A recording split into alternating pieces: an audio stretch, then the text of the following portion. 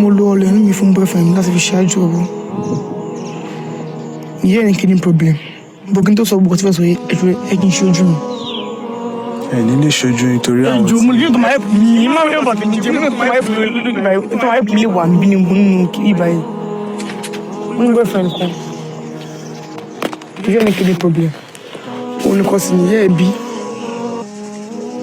Bẹ́ẹ̀ kẹ̀lẹ́ husband ìyàwó boy. Wọ́n ní bàbá kan tó máa ṣiṣẹ́ fún àtàwọn ọ̀rẹ́. Ó lọ bá bàbá yẹn. Bàbá yẹn ní pé máa lo ọlẹ̀ inú obìnrin láti fi ṣáájú ọ̀rọ̀. Ó dé tó sọ fún mi pé ọkùnrin tó sọ lókàn báyìí fún mi pé bàbá òun sọ báyìí pé kóun ṣe báyìí. Wọ́n gbọ́kùnrin mi orúkọ lè fọwọ́ bá mi sùn kó dó mi. Ó dẹ̀ lo ọlẹ̀ inú mi kìkìdẹ̀ máa mú ọ̀pá ẹ̀. Mo ní kí àwọn ọ̀dọ́ náà jẹ́ ká gbéra ká lọ bá bàbá náà. Bàbá náà lọ bá wọn sọ gbé fún mi, ṣàlàyé fún mi. Mo ní mo ṣe tán láti lò ọlẹ̀ inú mi fún ọgbọ́n náà. Nígbà yẹn ìfẹ́ nìkan ló gba gborí mi báyìí. Aṣá lọlẹ̀ nínú náà. Gbogbo kàkà tó lọlẹ̀ nínú bàbá yẹn ni pé ọmọ kan ṣoṣo ni mo ní àǹfààní láti bí. Mo ní ọmọ kan kúrò nínú pé mo jágùn.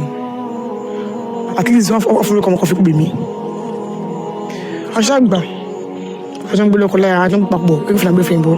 Wọ́n mọ bọ̀bọ́ yìí máa ń gbélé àgbà mi lọ́sùn kan lé ń bá mi. Wọ́n mọ̀ kí ẹ̀ tó ọ̀sùn bọ̀. I plan wedding. Bàtà ń plan wedding lọ ṣá, orí kan mo lóyún, mo sọ fún un. Bó ṣe jábọ́ nìyẹn. oyún yẹn jábọ́.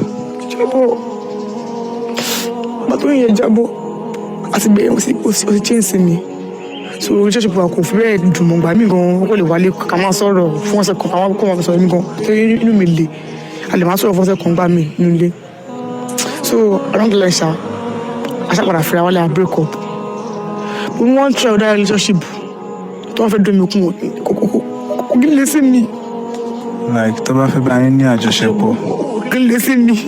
Ìkẹ́ ni èmi ní pé bọ̀bọ̀ yìí tó bẹ́ẹ̀ kí n ti pọ̀ kébí ọmọ àlebí àbí ṣé kò ní má paná tọ̀nà kò lè wá àmì fresh. Last one tí mo ṣe tó fẹ́ bá yín pé mo bùn gàdà tó fẹ́ bá yín pé ayé ká ìjọ yẹ kí n gbára ẹ̀ mú sáyé. Bọ̀bọ̀ yẹn ní ọ̀kì kò lé náà. The same bọ̀bọ̀ yẹn ó wọ́n sá fún mi sábà gan kò kí n gbé mú. Ẹni tí mo sọ fún an hour tí kò tó kò lè. Ṣé kò sọ gbogbo ayé ni? Ó sọ gbogbo ayé. Bọ̀ ìfẹ́ tí mo ní sí bọ̀bọ̀ yẹn, ìfẹ́ tí mo ní sí àti gbogbo ẹbí ẹ̀ ni. Ìjà tí mo ṣe tí mo torí ẹ̀ pé bí a kò má tó bàkú tó gbà yẹ kẹ́ni wọ́n ti pọ́ ní kíní problem.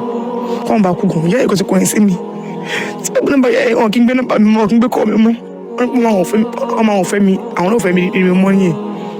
Ẹ jọ̀ọ́ ẹ gbà mí. Ẹ gbà mí. Gbogbo àwọn tó ń wá pẹ̀lú ara wọn kí n lè sí ẹ̀. Bọ̀bọ́ yẹn sì nǹkan bò lọ́n wà. Ní ọ̀sán kan orúkọ mo bí kúrò nílé so mi ò ń bọ́ sí gbélé ẹ̀ tó mo ti bẹ̀rẹ̀ àwọn ọ̀rẹ́ ẹ̀ bó wọn ò ta sí mi mọ́ reply mi mọ́. So níbo wọn kàn ṣá ìyàgé bẹ̀rẹ̀ àjọ wọn sọ̀rọ̀ yà dáadáa. Wọ́n ní pọ́síkókò lè mo ṣe gbọ́ pọ́síkókò bẹ̀ sọ tó wà bá mi ò mọ̀ tó wà bá. So ever since tó ti fi bọ̀bọ́ tó fi ọ̀lẹ́nu ẹ̀ ṣe nǹkan fún yẹn tó ti filẹ̀ báyìí sẹ́ o ò tí ní anything pẹ̀lú anybody. Mi ò tí ní anything.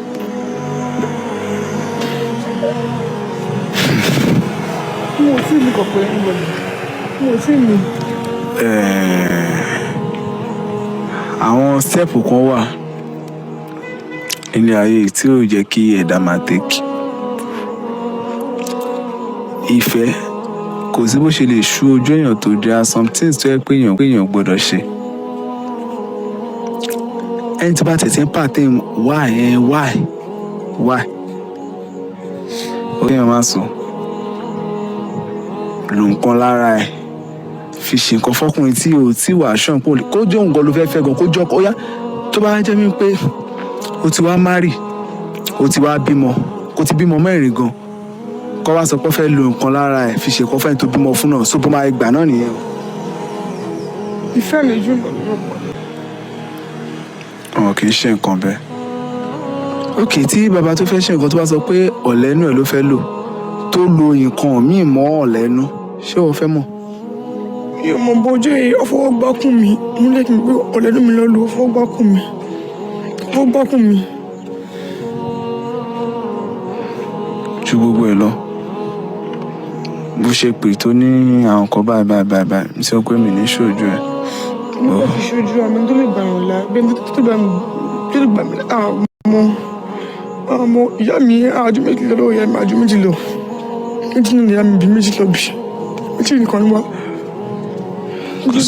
kò sí problem ọ̀nà tó fi jẹ̀bi pọ̀ o ṣùgbọ́n best advice tí màá sọ mọ̀ pé àwọn tó bá ní ìmọ̀ dáadáa wọ́n á comment wọ́n á sọ nǹkan tó bá rí tó lè ṣe bọ̀ lọ́dọ̀ tèmi nǹkan tí mo ń pò lè ṣe ni pé in the first place bọ̀bọ́ yẹn lè máa need láti wárí kéèyàn padà sọ́dọ̀ bàbá yẹn pé ẹ̀ẹ́jọ́ wà mọ́ ọ kí ni ẹ lè ṣe kí ni next tó bá yẹn pé bọ̀bọ́ yẹn náà ni máa sọ pé ok fine bóyá ẹ máa fẹ́ra àbẹ́ fẹ́ra àbí tó bá fẹ́ nǹkan mìíràn wà tí wọ́n lè ṣe but debate ẹ máa ṣe ń reason this nowadays mo ní àwọn kéèsì míì gan nínú díẹ̀ mi jẹ́ pé ó yà tí máa kọ́ wọn pé báwo lè máa ṣe ẹlòmíì gan bóyá ń bá mi sọ̀rọ̀ gan mo ò fẹ́ pé ẹ wá pé kó wá síbí bò mo kọ́ wọn pé imagine èèyàn tó bá lọ́gbọ́n kan ni ó wà bóyá ṣe wà kò make any sense sorry for saying that but nevertheless I will post this video then suggest to àwọn èèyàn máa jẹ́ kí n mọ what next to do.